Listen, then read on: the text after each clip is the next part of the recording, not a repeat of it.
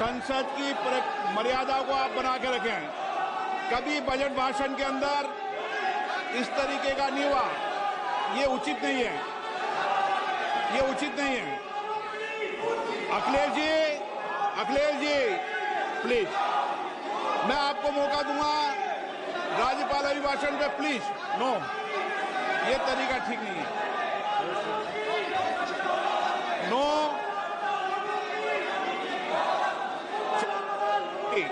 राज्यपाल अभिभाषण पर चर्चा होगी। नो तरीका।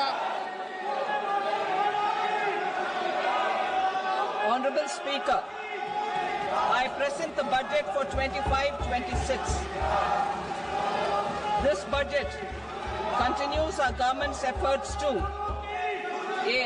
Accelerate growth, B. Secure inclusive development, C.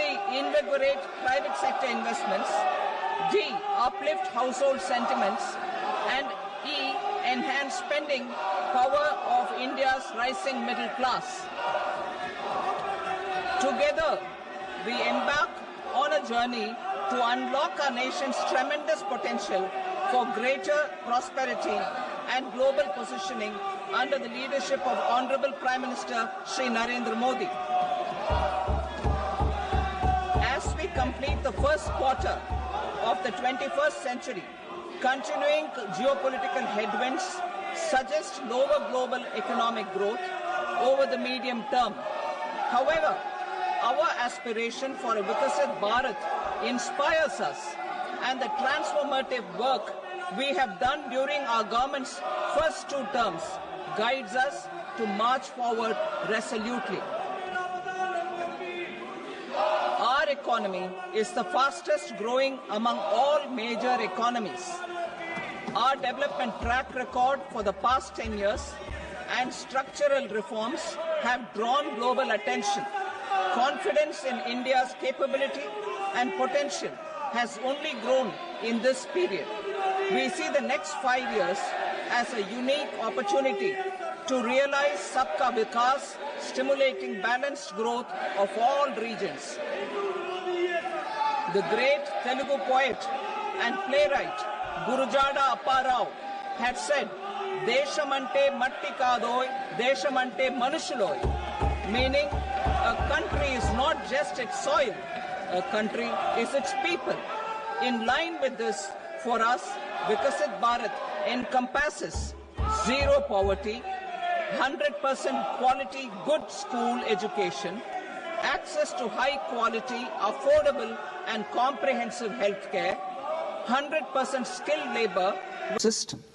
The first requirement is to sustain the momentum of structural reforms, continuous, adaptive and forward-looking. Second, a robust and resilient financial sector is central to mobilizing savings, allocating capital efficiently and managing risks.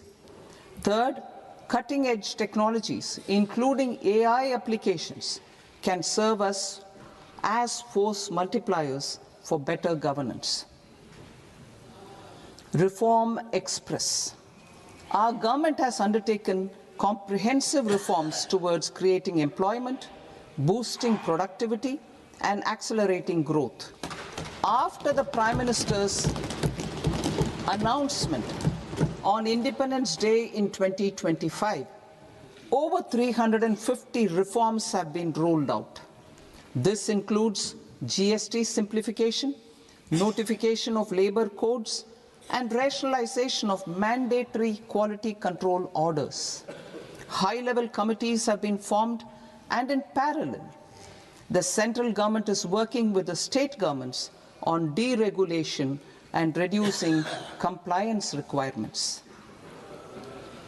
The Reform Express is well on its way and will maintain its momentum to help us fulfill our kartavya. I now move to specific proposals. Under our first kartavya, to accelerate and sustain economic growth, I propose interventions in 6 areas. 1. Scaling up manufacturing in 7 strategic and frontier sectors. 2. rejuvenating legacy industrial sectors. 3. Creating champion MSMEs. 4. Delivering a powerful push for infrastructure. 5. Ensuring long-term security and stability. And 6. Developing city economic regions. Scaling up of manufacturing in 7 strategic and frontier sectors. Biopharma Shakti, meaning biopharma strategy for health advancement through knowledge, technology, and innovation. India's disease burden is observed to be shifting towards non-communicable diseases like diabetes, cancer, and autoimmune disorders. Biologic medicines are key to longevity and quality of life at affordable costs. To develop India as a global biopharma manufacturing hub,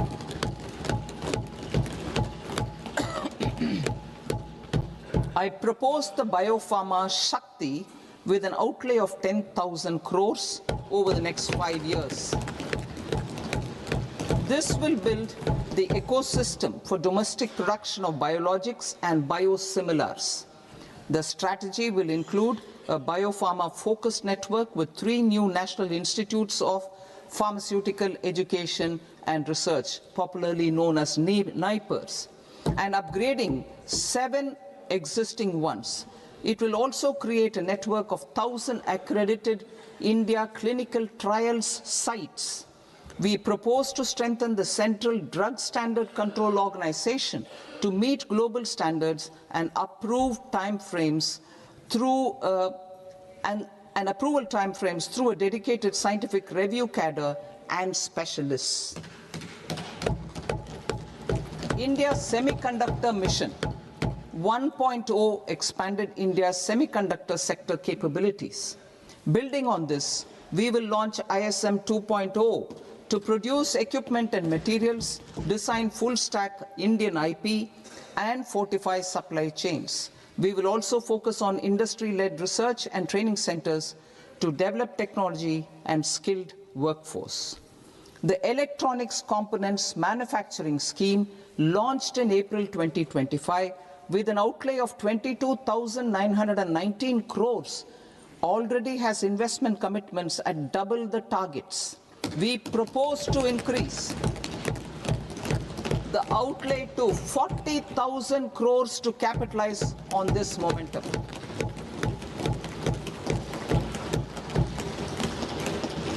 A scheme for rare earth permanent magnets was launched in 2025 November. We now propose to support the mineral-rich states of Odisha, Kerala, Andhra Pradesh, and Tamil Nadu to establish dedicated rare earth corridors to promote mining, processing, research, and manufacturing. To enhance domestic chemical production and reduce import dependency, we will launch a scheme to support states in establishing 3 dedicated chemical parks through challenge route on a cluster-based plug-and-play model. Strong capital goods.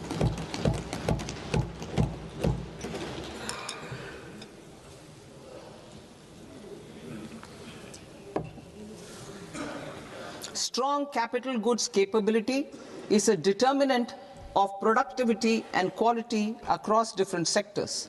Towards building this capacity, I propose the following. High-tech tool rooms will be established by central public sector enterprises at 2 locations as digitally enabled automated service bureaus that locally design, test, and manufacture high-precision components at scale and at lower cost. 2. A scheme for enhancement of construction and infrastructure equipments will be introduced to strengthen domestic manufacturing of high value and technologically advanced CIE. This can range from lifts in a multi-storied apartment or firefighting equipment in multiplexes large or small, and to tunnel boring equipments for building metros and high-altitude roads. I also propose a scheme for container manufacturing to create a globally competitive container manufacturing ecosystem with a budgetary allocation of 10,000 crores over a 5-year period.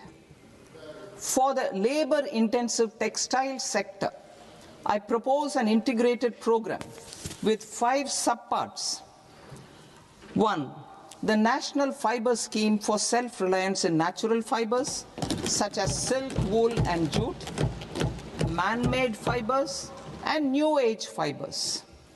Textile expansion and employment scheme to modernize traditional clusters with capital support for machinery, technology upgradation, and common testing and certification centers. 3. The National Handloom and Handicraft Program to integrate and strengthen existing schemes and ensure targeted support for weavers and artisans.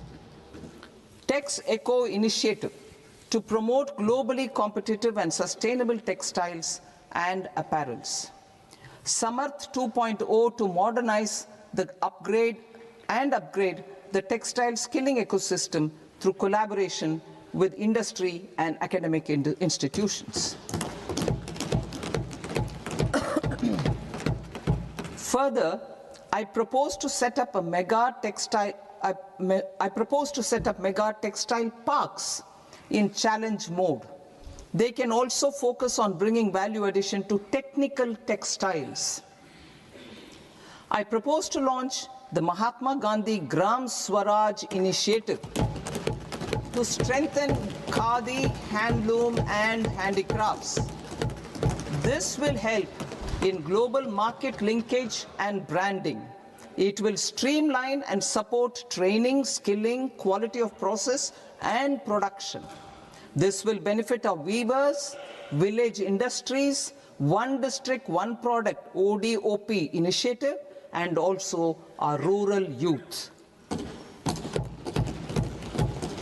India has the potential to emerge as a global hub for high quality, affordable sports goods. I propose a dedicated initiative for sports goods that will promote manufacturing, research, and innovation in equipment design as well as material sciences. Rejuvenation of legacy industrial clusters. I propose to introduce a scheme to revive 200 legacy industrial clusters to improve their cost competitiveness and efficiency through infrastructure and technology upgradation. Creating champion SMEs and supporting micro enterprises. Recognizing MSMEs as a vital engine of growth, I propose a 3-pronged approach to help them grow as champions. Equity support. I propose to introduce a dedicated 10,000 crores SME growth fund to create future champions, incentivizing enterprises based on select criteria. I also propose to top up the Self-Reliant India Fund set up in 2021 with 2,000 crores to continue support to micro enterprises and maintain their access to risk capital. Liquidity support. With TREDS, more than 7 lakh crore has been made available to MSMEs. To leverage its full potential, I propose 4 measures. 1. Mandate TREDS as the transaction settlement platform for all purchases from MSMEs by CPSEs, serving as a benchmark for other corporates. 2. Introduce a credit guarantee support mechanism through CGTMSE for invoice discounting on TREDS platform. 3. Link GEM with TREDS for sharing information with financiers about government purchases from MSMEs, encouraging cheaper and quicker financing. 4. Introduce TREDS receivables as asset-backed securities, helping develop a secondary market, enhancing liquidity and settlement of transactions. Professional support. Government will facilitate professional institutions such as the ICAI, ICSI, ICMAI to design short-term modular courses and practical tools to develop a cadre of corporate mitras, especially in Tier 2 and Tier 3 towns. These accredited para-professionals will help MSMEs meet compliance requirements at affordable costs. Infrastructure. During this past decade, our government has undertaken several initiatives for large-scale enhancement of public infrastructure, including through new financing instruments such as Infrastructure Investment Trust (InvITs) and Real Estate Investment Trust (REITs), and institutions like NIIF and NABFID. We shall continue to focus on developing infrastructure in cities with over 5 lakh population, that is Tier 2, Tier 3 cities, which have expanded to become growth centers. Public capital expenditure has increased manifold from 2 lakh crore in 2014-15 to an allocation of 11.2 lakh crore in BE 25-26. In this coming year, that is financial year 2026-27, I propose to increase it to 12.2 lakh crores to continue the momentum. To strengthen the confidence of private developers regarding risks during infrastructure development and construction phase, I propose to set up an infrastructure risk guarantee fund to provide prudentially calibrated partial credit guarantee to lenders. Over the years, REITs have emerged as a successful instrument for asset monetization. I propose to accelerate recycling of significant real estate assets of the CPSEs through the setting up of dedicated REITs. To promote environmentally sustainable movement of cargo, I propose to 1. Establish new dedicated freight corridors connecting Dankuni in the east to Surat in the west. Operationalize 20 new national waterways over the next 5 years, starting with National Waterways 5 in Orissa to connect mineral-rich areas of Talcher and Angul and industrial centers like Kalinga Nagar to the ports of Paradeep and Dhamra. Training institutes will be set up as regional centers of excellence for development of required manpower for these waterways. This will benefit youth in the entire stretch of the waterways to train and acquire skills. Further, a ship repair ecosystem catering to inland waterways will also be set up at Varanasi and Patna. And C, launch a coastal cargo promotion scheme for incentivizing a modal shift from rail to road to increase the share of inland waterways and coastal shipping from 6% to 12% by 2047. To enhance last mile and remote connectivity and promote tourism, I propose to give incentives to indigenize manufacturing of seaplanes. A seaplane VGF scheme will be also introduced to provide support for operations. Carbon capture, utilization and storage. Aligning with the roadmap launched in December 2025, the carbon capturing carbon capture, utilization and storage technologies at scale will achieve higher readiness and an end-use application across 5 industrial sectors, including power, steel, cement, refineries, and chemicals. An outlay of 20,000 crore is proposed over the next 5 years for this purpose.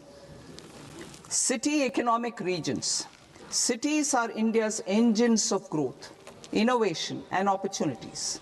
We shall now focus on Tier 2, Tier 3 cities, and even temple towns, which need modern infrastructure and basic amenities.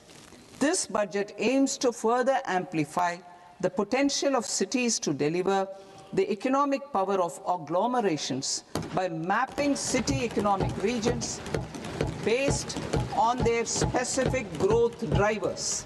An allocation of 5,000 crore per CER over 5 years is proposed for implementing their plans through a challenge mode with a reform-cum-result-based financing mechanism. In order to promote environmentally sustainable passenger systems, we will develop 7 high-speed rail corridors between cities as growth connectors, namely Mumbai to Pune, Pune to Hyderabad, Hyderabad to Bengaluru, Hyderabad to Chennai, Chennai to Bengaluru, Delhi to Varanasi, Varanasi to Siliguri.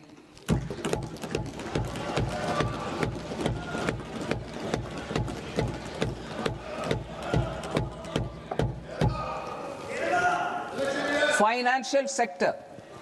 The Indian banking sector today is characterized by strong balance sheet, historic highs in profitability, improved asset quality, and coverage exceeding 98% of villages in the country.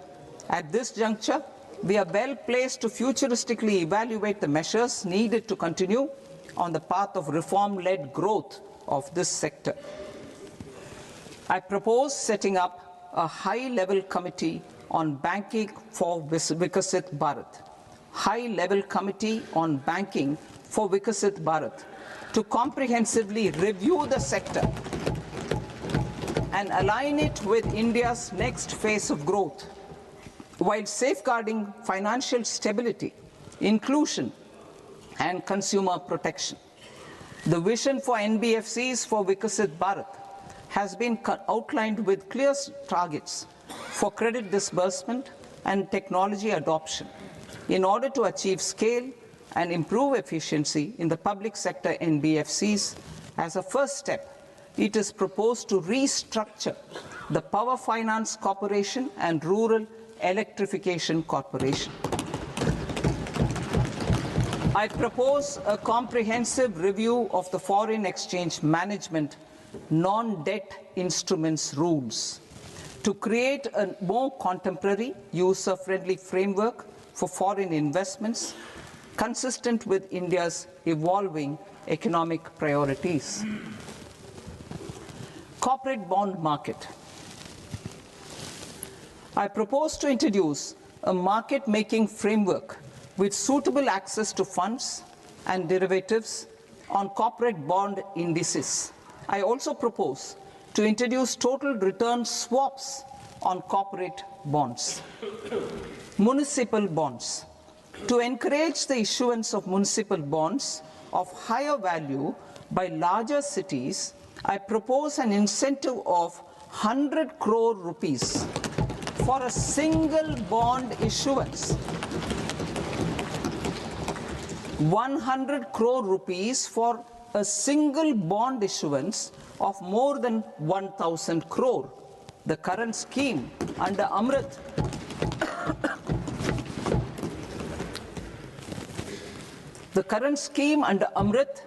which incentivizes issuances up to 200 crores only, will also continue to support smaller and medium towns. That will also continue to support the smaller and medium towns. Ease of doing business. Individual persons resident outside India, PROI, will be permitted to invest in equity instruments of listed Indian companies through the Portfolio Investment Scheme. It is also proposed to increase the investment limit for an individual PROI under the scheme from 5% to 10%, with an overall investment limit for all individual PROIs to 24% from the current 10%. Emerging technologies including AI. 21st century is technology-driven.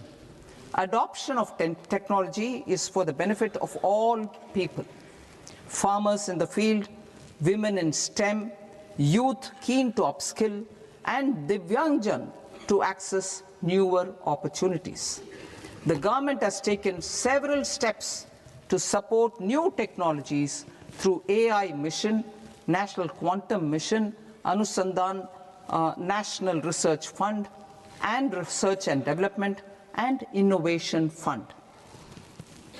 Our second kartavya is to fulfill aspirations and build capacities. Close to 25 crore individuals have come out of multi-dimensional poverty through a decade of our government's sustained and reform-oriented efforts.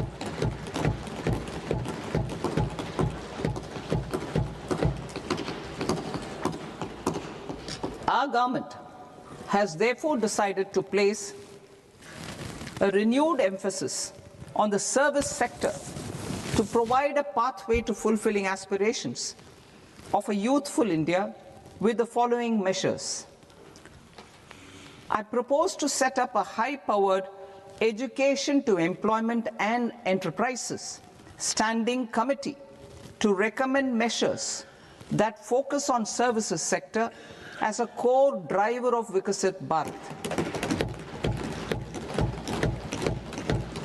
This will make us a global leader in services with a 10% global share by 2047. The committee will prioritize areas to optimize the potential for growth, employment, and exports. They will also assess the impact of emerging technologies, including AI, on jobs and skill requirements and propose measures thereof. To create a range of skilled career pathways, a new range of skilled career pathways for our youth, I propose interventions in the following sectors. Health.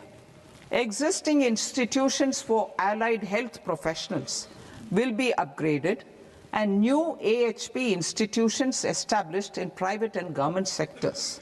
This will cover 10 selected disciplines, including optometry, radiology, anesthesia, OT technology, applied psychology and behavioral health, and add 1 lakh AHPs over the next 5 years. A strong care system covering geriatric and allied care services will be built. A variety of NSQF-aligned programs will be developed to train multi-skilled caregivers, combining core care and allied skills such as wellness, yoga, and operation of medical assistive devices. In the coming year, 1.5 lakh caregivers will be trained.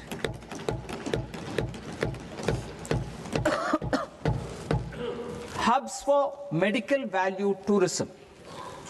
To promote India as a hub for medical tourism services, I propose to launch a scheme to support states in establishing 5 regional medical hubs in partnership with the private sector. These hubs will serve as integrated healthcare complexes that combine medical, educational, and research facilities. They will have Ayush centers, medical value tourism facilitation centers, and infrastructure for diagnostics, post-care, and rehabilitation. These hubs will provide diverse opportunities, job opportunities for health professionals, including doctors and AHPs. Ancient Indian yoga, already respected in several parts of the world, was given a mass global recognition when Honorable Prime Minister took it to the UN. Post-COVID, Ayurveda gained a similar global acceptance and recognition. Exporting quality Ayurveda products helps farmers who grow the herbs and youth who process the products. To meet growing global demand, a few more steps are being taken. I propose to 1. Set up 3 new All India Institutes of Ayurveda. 2. Upgrade Ayush pharmacies and drug testing labs for higher standards of certification ecosystem and make available more skilled personnel. 3. Upgrade the WHO Global Traditional Medicine Center in Jamnagar to bolster evidence-based research, training and awareness for traditional medicine. Animal husbandry. Livestock contributes to close to 16% of farm income, including of poor and marginal households. To scale up availability of veterinary professionals by more than 20,000, I propose to roll out a loan-linked capital subsidy support scheme for establishment of veterinary and para-veterinary colleges, veterinary hospitals, diagnostic laboratories, and breeding facilities in private sector. Collaboration between Indian and foreign institutions will also be facilitated. Orange economy. India's animation, visual effects, gaming and comics sector, AVGC sector, is a growing industry projected to require 2 million professionals by 2030. I propose to support the Indian Institute of Creative Technologies, Mumbai, in setting up AVGC content creator labs in 15,000 secondary schools all over the country and 500 colleges. The Indian design industry is expanding rapidly, and yet there is a shortage of Indian designers. I propose to establish, through Challenge Route, a new National Institute of Design to boost design education and development in the eastern region of India. Education. Our government will support states through Challenge Route in creating 5 university townships in the vicinity of major industrial and logistics corridors. These planned academic zones will host multiple universities, colleges and research institutions, skill centers and residential complexes. In higher education, STEM institutions, prolonged hours of study and laboratory work pose some challenges for girl students. Through VGF, viability gap funding and capital support, 1 girls' hostel will be established in every district.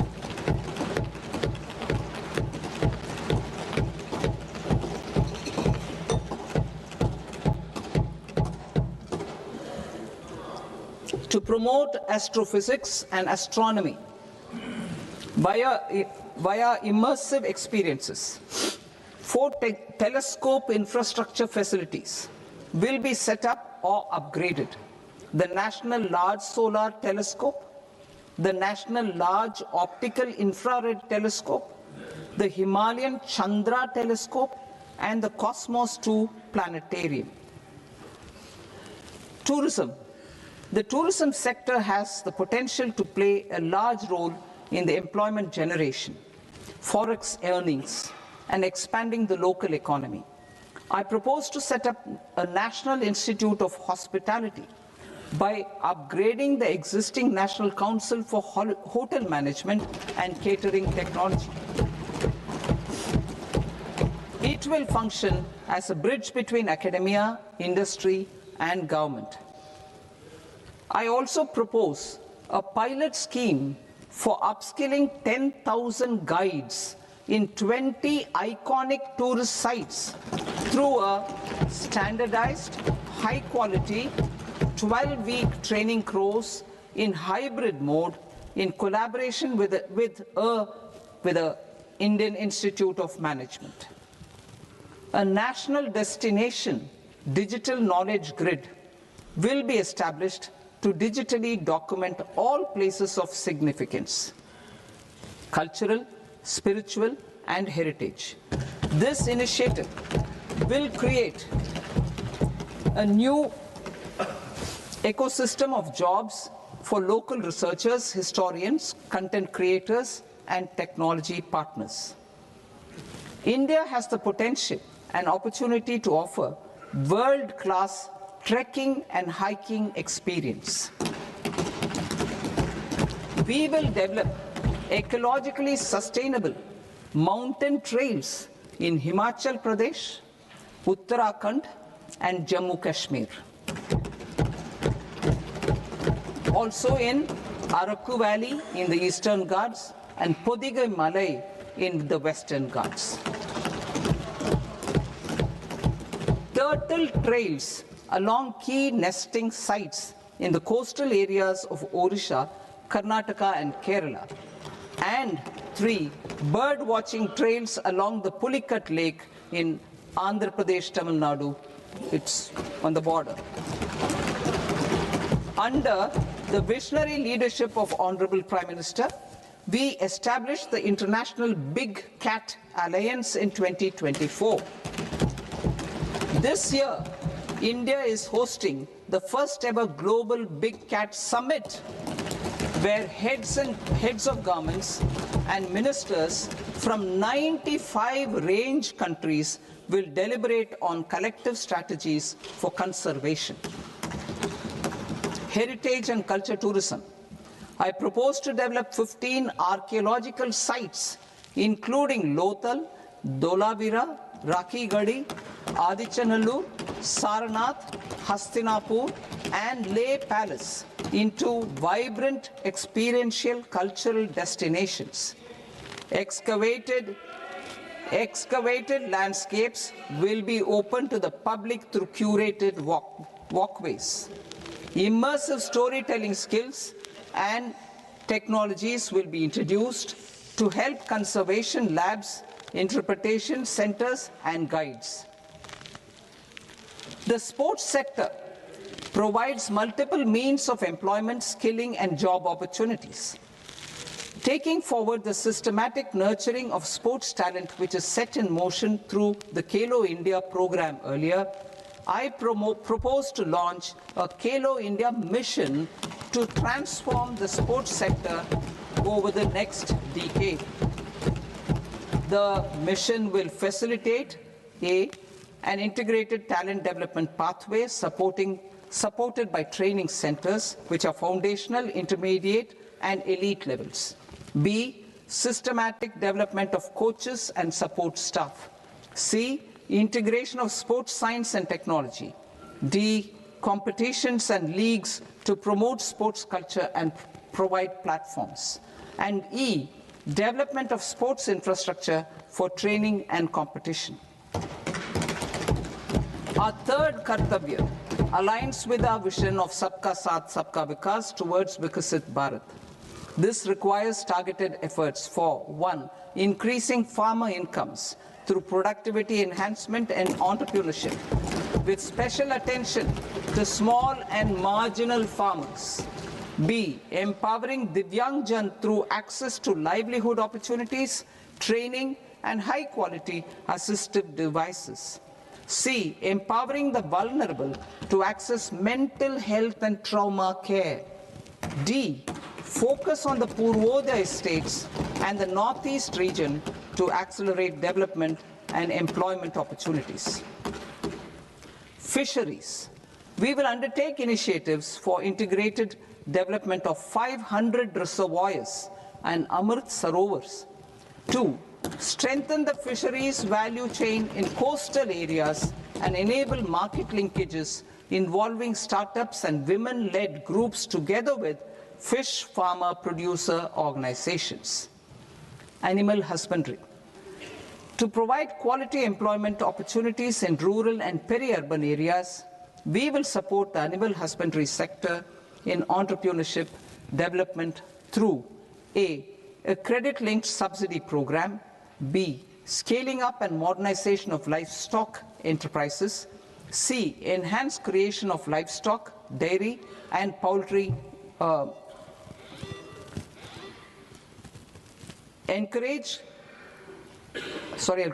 enhanced creation of livestock, dairy and poultry focused integrated value chains, and D, encourage creation of livestock farmer producer organizations. High value agriculture. To diversify farm outputs, increase productivity, enhance farmers' incomes, and create new employment opportunities, we will support high value crops such as coconut, sandalwood, cocoa, cashew in the coastal areas, agar trees in northeast, and nuts such as almonds, walnuts, and pine nuts in our hilly regions. These, all of them, will be supported. India is the world's largest producer of coconuts. About 30 million people, including nearly 10 million farmers, depend on coconuts for their livelihood. To further enhance competitiveness in coconut production, I propose a coconut promotion scheme to increase production and enhance productivity through various interventions, including replacing and non-productive trees with new saplings or plants or varieties in major coconut growing states. A dedicated program is proposed for Indian cashew and cocoa to make India self-reliant in raw cashew and coconut production and processing, enhance export competitiveness, and transform Indian cashew and Indian cocoa by 50% in district hospitals by establishing emergency and trauma care centers. Focus on Purvodaya states and northeastern regions. Purvodaya. I propose the development of an integrated East Coast industrial corridor with a well-connected node at Durgapur, creation of 5 tourism destinations in 5 Purvodaya states, and the provision of 4,000 e-buses. Buddhist sites in northeastern region. The northeastern region is a civilizational confluence of Theravada and Mahayana or Vajrayana traditions. I propose to launch a scheme for development of Buddhist circuits in Arunachal Pradesh, Sikkim, Assam, Manipur, Mizoram, and Tripura.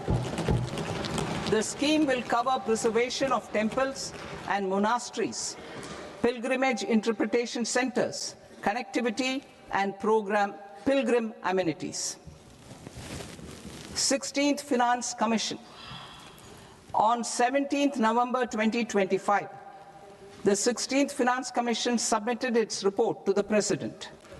As mandated under Article 281 of the Constitution, the government is to lay the report along with the explanatory memorandum on the action taken report on the recommendations of the Commission in Parliament, which, Sir, Honourable Speaker, you've allowed me to do at the commencement of this session. The government has accepted the recommendation of the Commission to retain the vertical share of devolution at 41%.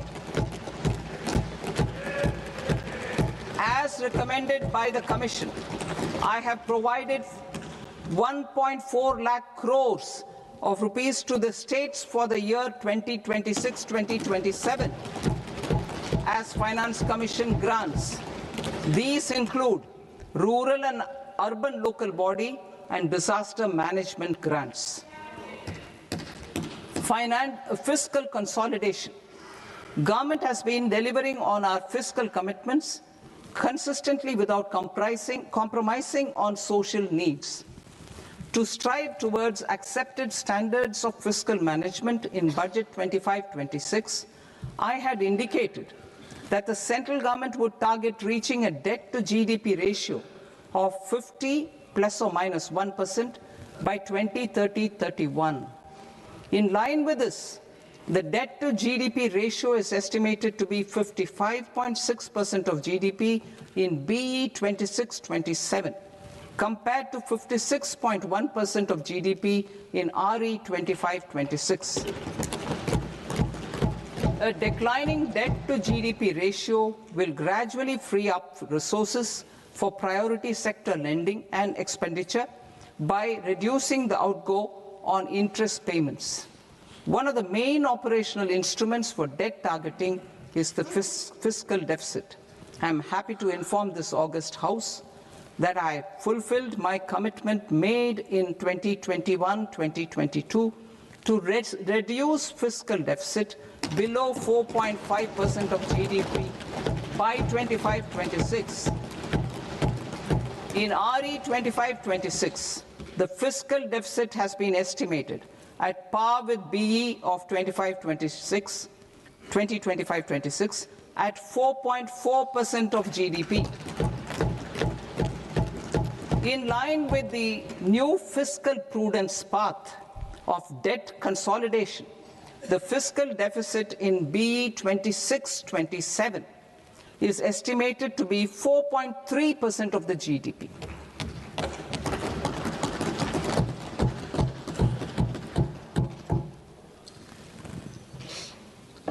The revised estimates of the non-debt receipts are 34 lakh crore rupees, of which the centre's net tax receipts are 26.7 lakh crore. The revised estimate of the total expenditure is 49.6 lakh crore rupees, of which the capital expenditure is about 11 lakh crores. Budget estimates 2026 to 2027. Coming to 26-27, the non-debt receipts and the total expenditure are estimated as 36.5 lakh crore and 53.5 lakh crore respectively. The centre's net tax receipts are estimated at 28.7 lakh crore rupees. To finance the fiscal deficit, the net market borrowings from dated securities are estimated at 11.7 lakh crore rupees. The balance financing is expected to come from small savings and other sources. The gross market borrowings are estimated at 17.2 lakh crore rupees. I'll now move to Part B. Part B, direct taxes.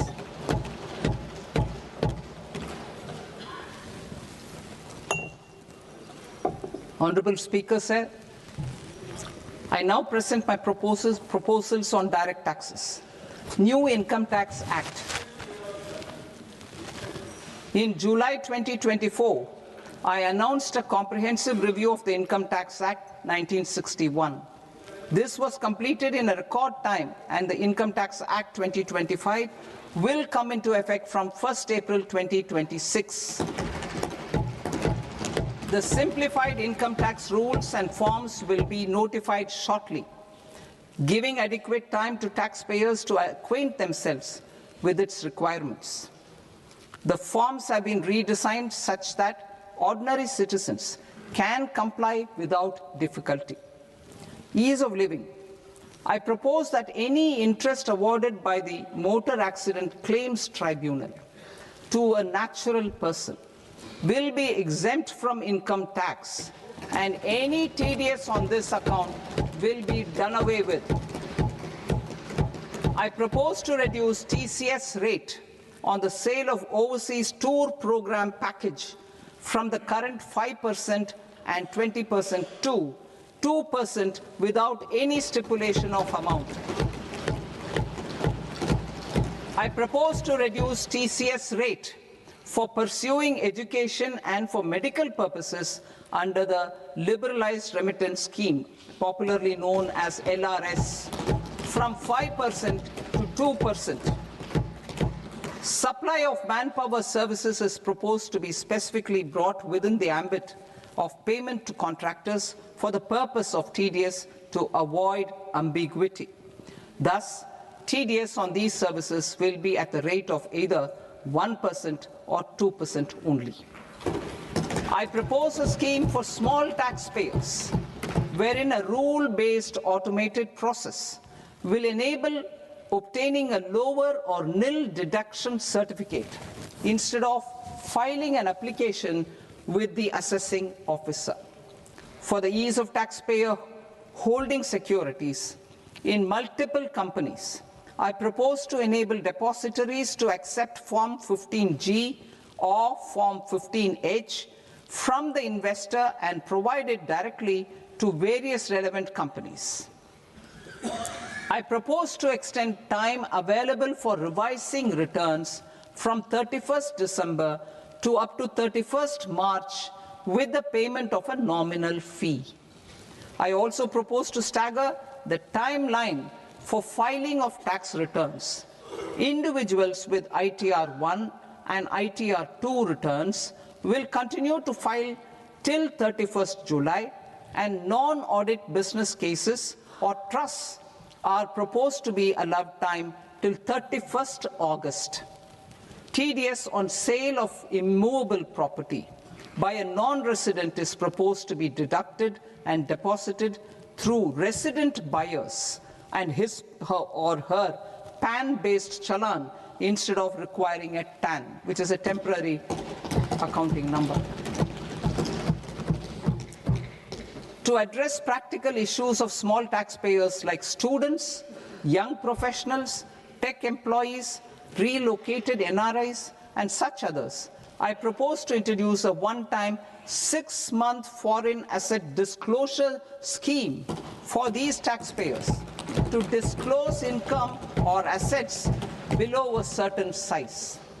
This scheme would be applicable for two categories of taxpayers, namely A, who did not disclose their overseas income or assets, and B, who disclosed their overseas income and or paid due tax but could not declare the asset acquired. For category A, the limit of undisclosed income or asset is proposed to be up to 1 crore rupees.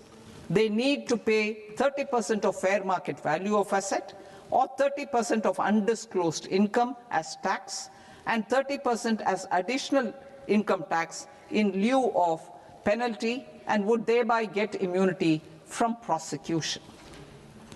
For category B, asset value is proposed to be up to 5 crore rupees. Here, immunity from both penalty and prosecution will be available with a payment of fee of 1 lakh rupees. Rationalizing penalty and prosecution. Multiplicity of proceedings are hindrance to the ease of doing business. I propose to integrate assessment and penalty proceedings by way of a common order for both. There will be no interest liability on the taxpayer on the penalty amount for the period of appeal before the first appellate authority, irrespective of the outcome of appeal process. Further, quantum of prepayment is being reduced from 20% to 10% and will continue to be calculated only on core tax demand. As an additional measure for reducing litigation, I propose to allow taxpayers to update their returns even after reassessment proceedings have been initiated, and an additional 10% tax rate over and above the rate applicable for the relevant year. The assessing officer will then use only this updated return in his proceedings. There is already a framework for immunity from penalty and prosecution in the cases of underreporting. I propose to apply this framework for immunity to misreporting too. However, in such a case, the taxpayer will need to pay 100% of the tax amount as an additional income tax over and above the tax and interest due. Penalties for certain technical defaults, such as failure to get accounts audited, non-furnishing of transfer pricing audit report, and default in furnishing statement for financial transactions are proposed to be converted into fee.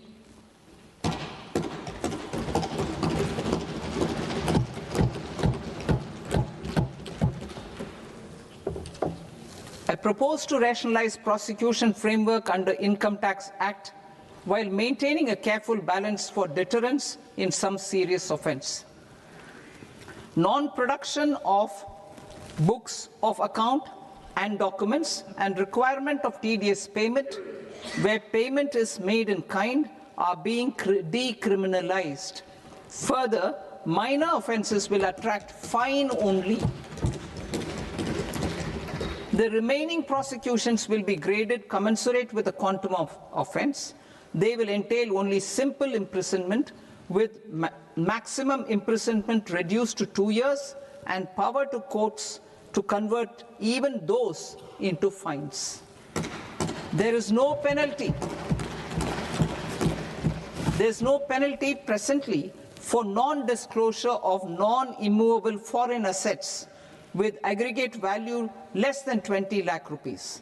I propose to also provide them with immunity from prosecution with retrospective effect from 1/10/2024.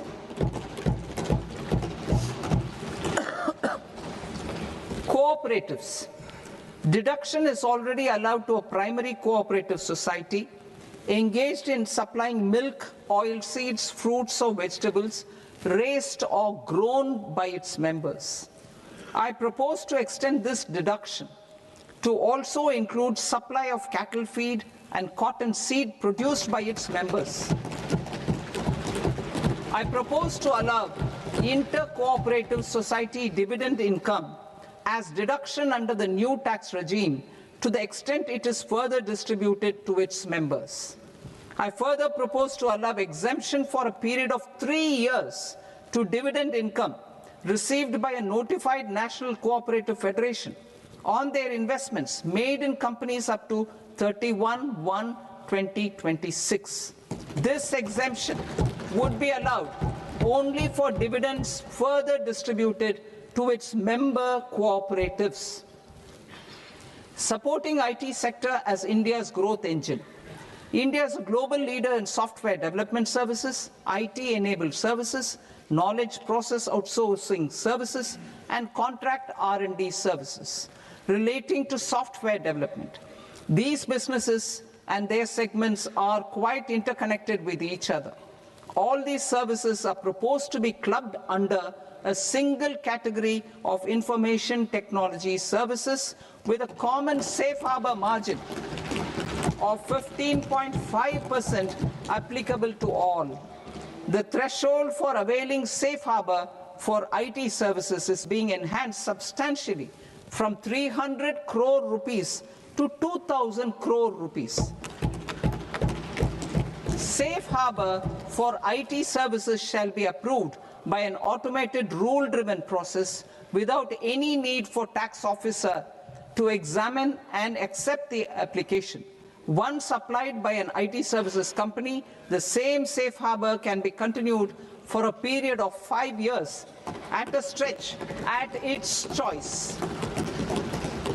For IT services companies who want to conclude advanced pricing agreement, APA, I propose to fast-track unilateral APA process for IT services and endeavor to conclude it within a period of 2 years. The period of 2 years can be extended by a further period of 6 months on taxpayers' request. I propose to extend the facility of modified returns available to the entity entering APA to its associated entities also.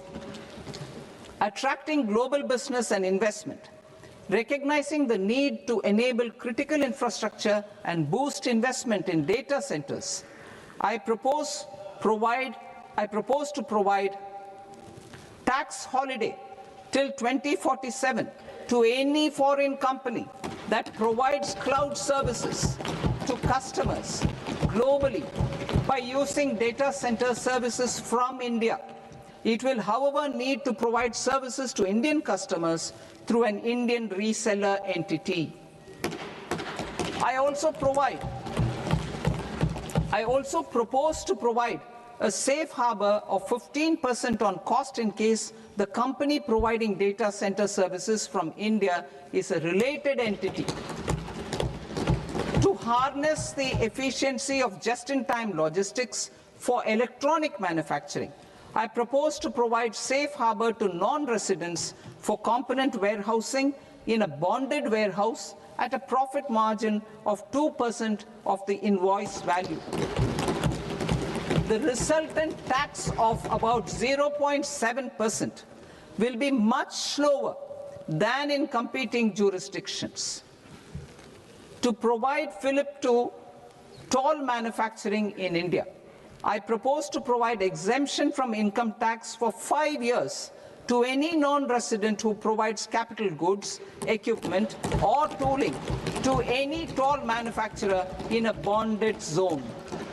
To encourage vast pool of global talent to work in India for a longer period of time, I propose to provide exemption to global, non-India sourced income of a non-resident expert for a stay period of 5 years under notified schemes.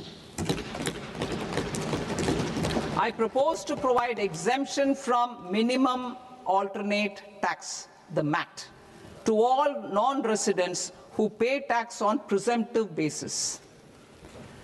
Tax administration.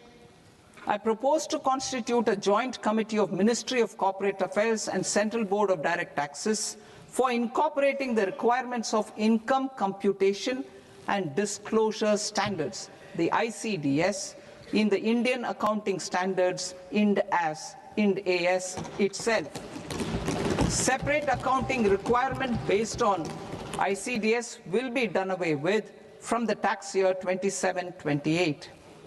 To support Prime Minister Modi's vision of homegrown accounting and advisory firms to become global leaders, I propose to rationalize the definition of accountant for the purposes of safe harbor rules. Other tax proposals. Change in taxation of buyback was brought in to address the improper use of buyback route by promoters. In the interest of minority shareholders, I propose to tax buyback for all types of shareholders as capital gains. However, to disincentivize misuse of tax arbitrage, promoters will pay an additional buyback tax. This will make effective tax 22% for corporate promoters. For non-corporate promoters, the effective tax will be 30%. TCS rate for sellers of specific goods, namely alcoholic liquor, scrap, and minerals, will be rationalized to 2%, and that on tendu leaves will be reduced from 5% to 2%. I propose to raise the STT on futures to 0.05% from the present 0.02%. STT on options premium and exercise of options are both proposed to be raised to 0.15% from the present rate of 0.1% and 0.125% respectively. We reformed the taxation landscape for corporates in 2019 by providing them a simplified regime with lower tax rate so that they could productively focus on business rather than on claim of deductions and exemptions. To encourage companies to shift to the new regime, set off of brought forward MAT credit, minimum alternate tax credit, is proposed to be allowed to companies only in the new regime. Set off using available MAT credit is proposed to be allowed to an extent of 1/4 of the tax liability in the new regime. MAT is proposed to be made final tax. so there will be no further credit accumulation from 1st April 2026. In line with this change, the rate of final tax is being reduced to 14% from the current MAT rate of 15%. The brought forward MAT credit of taxpayers accumulated till 30th March 2026 will continue to be available to them for set-off as above. Indirect taxes. I shall now take up proposals related to indirect taxes. My proposals for customs and central excise aim to further simplify the tariff structure, support domestic manufacturing, promote export competitiveness, and correct inversion in duty. To continue weeding out long continuing customs duty exemptions, I propose to remove certain exemptions on items which are being manufactured in India or where the imports are negligible. Similarly, to further simplify the process of ascertaining the rate of duty applicable on a particular item, I propose to incorporate certain effective rates in various customs notifications to the tariff schedule itself. I shall now take up sector-specific proposals. Promotion of exports of marine, leather, and textile products. I propose to increase the limit for duty-free imports of specified inputs used for processing seafoods for export from the current 1% to 3% of FOB value of the previous year's export turnover. I also propose to allow duty-free imports of specified inputs, which is currently available for exports of leather or synthetic footwear, to exports of shoe uppers as well. I propose to extend the time period for export of final product from the existing 6 months to 1 year for exporters of leather or textile garments, leather or synthetic footwear, and other leather products. Energy transition and security. I propose to extend the basic customs duty exemption given to capital goods used for manufacturing lithium-ion cells for batteries to those used for manufacturing lithium-ion cells for battery energy storage systems also. I propose to exempt basic customs duty on import of sodium antimonate for use in manufacture of solar glass. Nuclear power. I propose to extend the existing basic customs duty exemption on imports of goods required for nuclear power projects till the year 2035 and expand it for all nuclear plants irrespective of their capacity. Critical minerals. It is proposed to provide basic customs duty exemption to the import of capital goods required for the processing of critical minerals in India. Biogas blended CNG. I propose to exclude the entire value of biogas while calculating the central excise duty payable on biogas blended CNG. Civil and defense aviation. I propose to exempt basic customs duty on components and parts required for the manufacture of civilian training and other aircrafts. It is proposed to exempt basic customs duty on raw materials imported for the manufacture of parts of aircraft to be used in maintenance, repair, or overall requirements by units in the defense sector.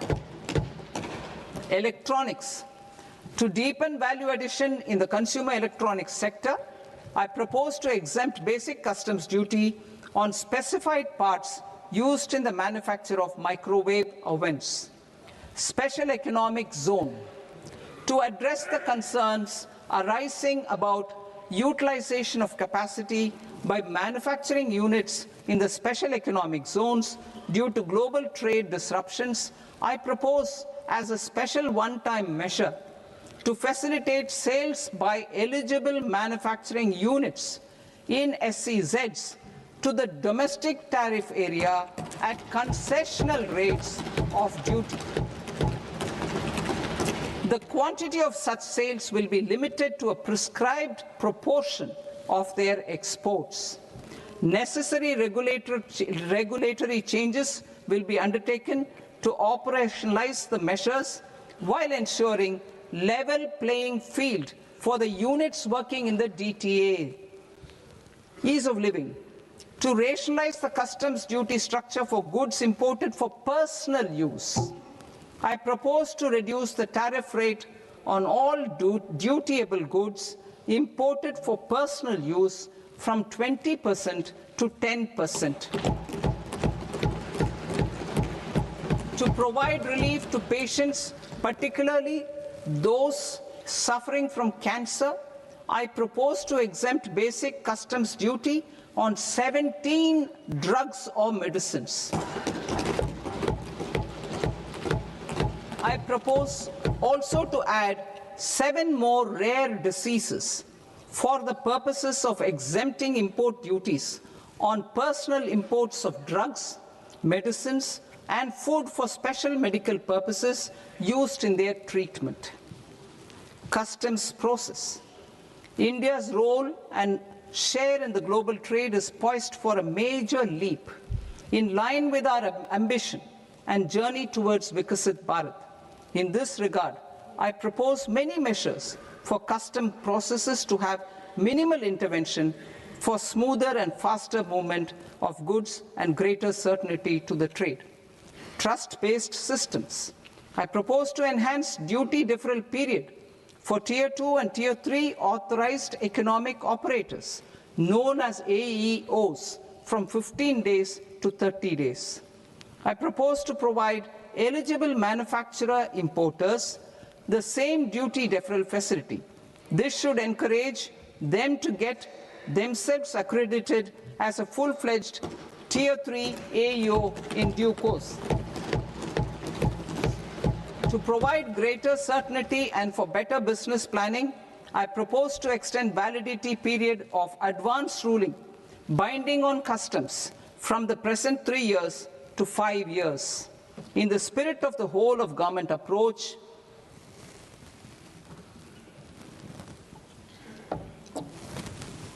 government agencies will be encouraged to leverage AEO accreditation for preferential treatment in clearing their cargo. Regular importers with trusted long-standing supply chains will be recognized in the risk system so that the need for verification of their cargo every time can be minimized. Export cargo using electronic sealing. Export cargo using electronic sealing will be provided through clearance from the factory premises to the ship. For import of goods not needing any compliance, filing of bill of entry by a trusted importer and arrival of goods will automatically notify customs for completing their clearance formalities. This will enable goods to be released immediately on arrival. The customs warehouse framework will be transformed into a warehouse operator-centric system with a self-declarations, electronic tracking, and risk-based audit. These reforms will move away from the current system of officer-dependent approvals and reduce transaction delays and compliance costs. Ease of doing business. Approvals required for cargo clearance from various government agencies will be seamlessly processed through a single and interconnected digital window by the end of the financial year. Processes involved in clearance of food, drugs, plant, and animal and wildlife products, accounting for about 70% of interdicted cargo, will be operationalized on this system by April 2026 itself. For goods not having any compliance requirement, clearance will be done by customs immediately after online registration is completed by the importer, subject to the payment of duty. Customs integrated system will be rolled out in 2 years as a single integrated and scalable platform for all customs processes. Utilization of non-intrusive scanning with advanced imaging and AI technology for risk assessment will be expanded in a phased manner with the objective to scan every container across all the major ports. New export opportunities to support Indian fishermen to fully harness the economic value of marine resources beyond our territorial waters. The following measures will be taken. A. Fish catch by an Indian fishing vessel in exclusive economic zone or on the high seas will be made free of duty. Landing of such fish on foreign port will be treated as export of goods. Safeguards will be put in place to prevent misuse during fish catch, transit or transshipment. To support aspirations of India's small businesses, artisans and startups to access global markets through e-commerce, I am pleased to announce complete removal of the current value cap of 10 lakh rupees per consignment on courier exports. In addition, handling of rejected and returned consignments will be improved with effective use of technology for identifying such consignments. I propose to revise provisions governing baggage clearance during international travel to address genuine concerns of passengers. The revised rules will enhance duty-free allowances in line with the present-day travel realities and provide clarity in temporary carriage of goods brought in or taken out. There are honest taxpayers who are willing to settle disputes by paying all their dues, but they get deterred due to negative connotation associated with penalty. They will now be able to close cases by paying an additional amount in lieu of penalty. Honorable Speaker, sir, with this, I commend the budget to this august House. Jai Hind.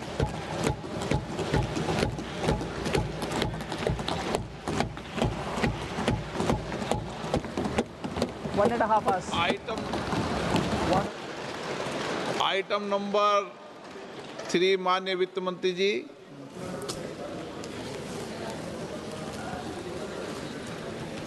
Item number 2, sir. 3. Sir, with your permission, I rise to lay on the table of the following statements under Section 3(1) of the Fiscal Responsibility and Budget Management Act of 2003. Medium-term fiscal policy, fiscal policy strategy statement, and macroeconomic framework statement. Item number 4 माननीय वित्त मंत्री जी। Sir, with your permission, I move for leave to introduce the Finance Bill 2026. प्रश्न ये कि विधेयक को पुनर्स्थापित करने की अनुमति प्रदान की जाए।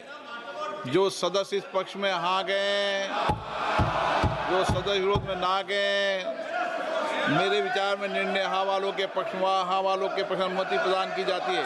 माननीय मंत्री जी, अब विधेयक पुनर्स्थापित करें। Sir, I introduce the bill. माननीय सदस्यगण, आपको सूचित किया जाता है कि माननीय वित्त मंत्री जी के बजट भाषण की कॉपी पब्लिकेशन काउंटर पर ली जाती है। बजट भाषण और बजट से संबंधित दस्तावेज आपके मोबाइल फोन और मेंबर पोर्टल्स पर ही उपलब्ध है। सभा की कार्रवाई कल सोमवार दिनांक 2 फरवरी 2026 को प्राप्त 11 बजे तक के लिए स्थगित की जाती है।